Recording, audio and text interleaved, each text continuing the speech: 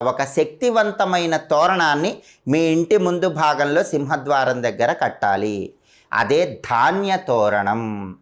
ధాన్య తోరణము అంటే అర్థం ఏంటంటే, వడ్లు కొన్ని కుచ్చులాగా తయారు చేసి ఆ వడ్ల కుచ్చు మొత్తం కూడా ఒక తోరణంలాగా ఏర్పాటు చేసి ఆ తోరణాన్ని ఇంటి ముందు భాగంలో తగిలించుకోవాలి. దీన్నే ధాన్య తోరణము అనే పేరుతో పిలుస్తారు. శ్రీ మహాలక్ష్మీదేవికి ధాన్యం అంటే చాలా ఇష్టం, వడ్లంటే ఇష్టం.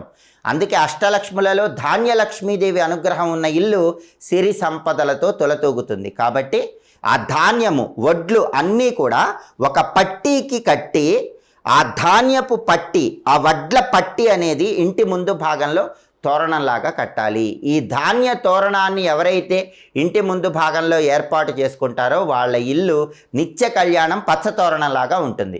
మామిడాకుల తోరణం కొన్ని రోజులకు ఎండిపోతుంది. ఈ ధాన్య